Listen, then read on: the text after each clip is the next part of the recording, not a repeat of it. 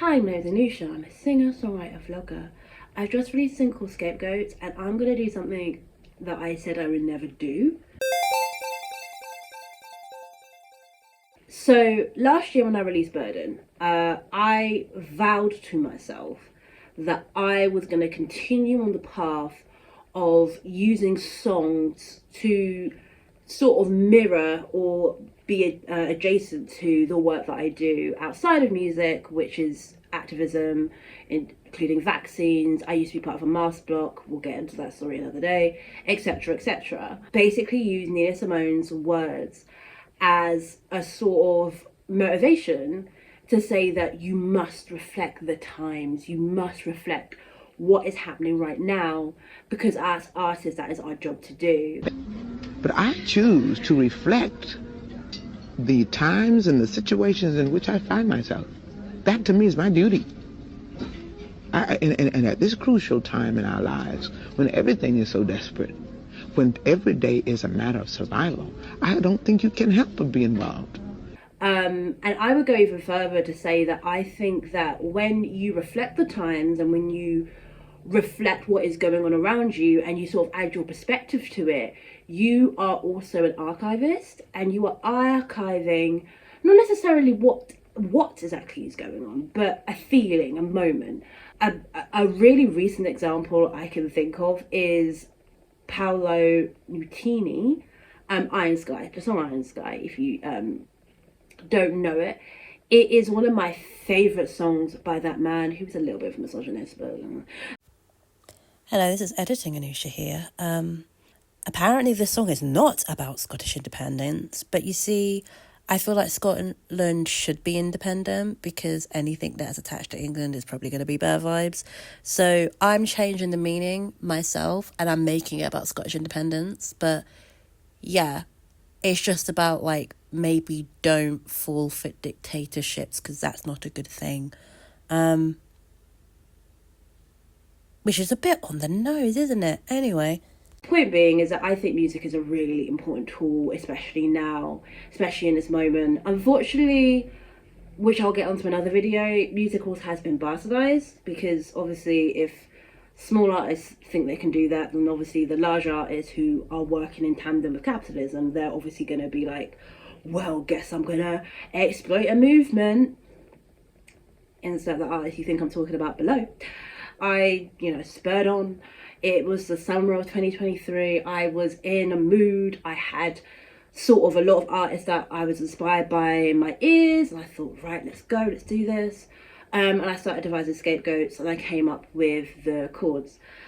And I will say that I made a rock song by accident, because I did not mean to have a bunch of guitars going in the way that they did. But the way that I write songs is I always start with a bass. I think a bass pattern is very easy for me to work with because it can be melodic, but it also gives sort of a harmonic backdrop to what you want to do. So if I wanted to add a rhythm under the bass, I could do that and it would still sound like a song. Or if I wanted to harmonize or add a melody over a bass, I could do that as well. So I really do like the bass instrument as a tool, and it's one of my first things that I go to whenever I write songs. Making the song then became a little bit contentious, if that's the right word to use, because things started to happen. People started to become aware of genocides that started to happen around the world. It's not to say that I went in and thought, oh, I don't want to touch that subject. No, because please, it's Anusha. I chat about what I want to chat about, please. But I think what it made me realise is that the moralistic integrity that I hold with myself started to become a bit complicated. I've always cussed out artists, especially non-black artists in particular, who choose to exploit moments for their own career.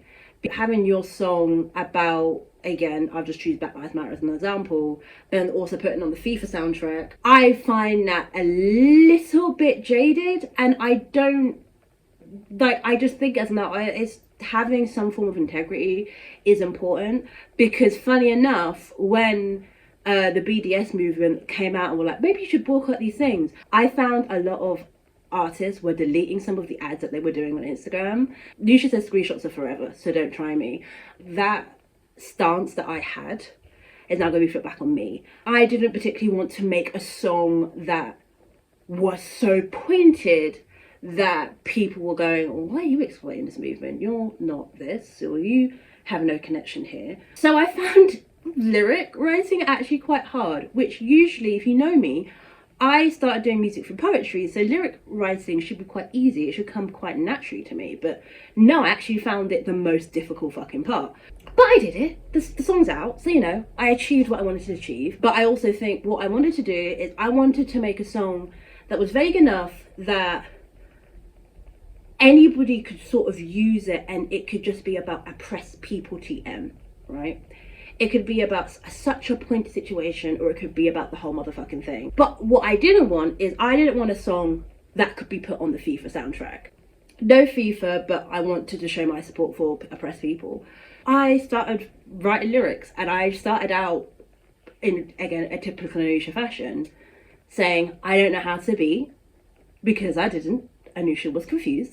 I only scream through screens, which that lyric is quite self-explanatory, but there is a bit of a deeper meaning, because obviously, if you know me, I'm housebound, and being housebound means that I can't do activism in the way that activism is supposed to be done. It was quite hard for me to contend with, because a lot of people were calling for their physical presence, and I was trying to sort of reimagine ways that things could be done, and to this day I'm still being told that it's not feasible, nobody wants that, and it was really disheartening. Hence the next line, hopelessness lingers. As I try to change the world with my fingers, people disparage those who work within the internet realm to do their sort of activism, because again, it's not seen as real activism. The next line was sort of a cuss out of people who think that, because a lot of people who say like, oh, these internet activists, they're cute, ableist anguish here, but oh, they're crazy, they're unhinged, they're not in touch with reality, they think that community is this, but it's actually this. A lot of people who think that just want to get back to normal, even though saying that out loud would equate them to other right-wing pundits. By disparaging those who work within the internet realm, it allows them to get on with life. So the next line is, you say that we're the threat, so you can forget the bodies that lay cold. Then that's, take that as you will.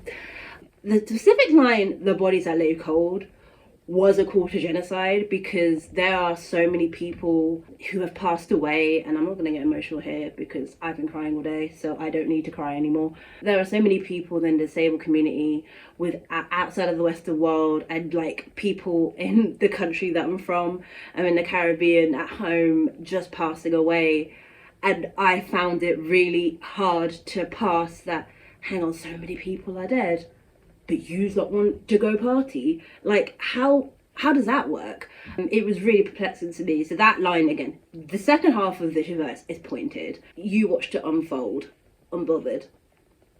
And I ended it there. The reason why the song is a little bit different for me is because I write soliloquies.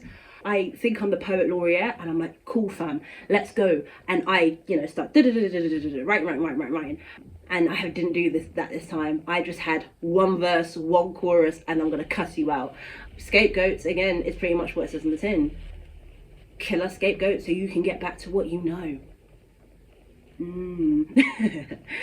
Recording this song was different, because thanks to youth music, I got confident. And I went into people's DMs and said, hello, record this song for me, put this here. I became the producer I always knew I was. I always knew I had that ability in me to produce. So I said, you know what, fuck you, I'm going to make sure that this song is ready, I'm going to produce. I forget that, yes, I'm a producer now, and I feel confident in saying that. I still don't have money.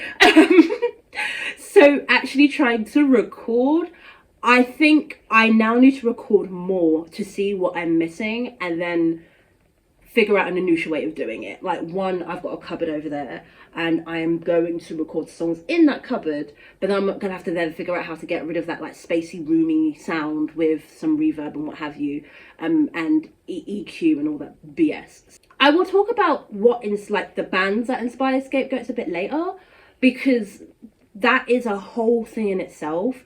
But to, you know, be quick, System of a Down, Duncan Nancy, oh, what's the one? I always forget. I will put them here. I always forget one. I should really write these things down. I will put a playlist in the description so you can see what I mean, because there are quite a few bands that were really like indicative of who I wanted to be. Nirvana was one. Eve's Tremor was another. I keep calling you Eve's Tumor, I apologise. That's Scapegoats. It's for the oppressed. It's an anti-establishment song. It's a song that for me just does what it says on the tin, and I just wanted to capture a moment. I felt like it's my job almost, it's my responsibility to archive this moment, because how many people are doing that correctly? And I say correctly, I mean how many people are archiving this moment knowing that not even in like a few moments they're going to switch and be like, buy Coca-Cola. You know, when you do things like this, you have to do it right because it's your responsibility. That is Scapegoats. Expect a mixtape soon of songs similar. It only goes downhill from here because I've got some sadder songs in the vault. But make sure you stream it wherever. I don't care where you stream it. You can stream it here, stream it on SoundCloud, download that shit illegally, man, not care. Preferably Bandcamp, because you know how I feel about Bandcamp. If you want to go on Spotify, fair enough. I ain't gonna judge you for it. I use Spotify, but just know that they're bumpercluts and they don't pay you shit.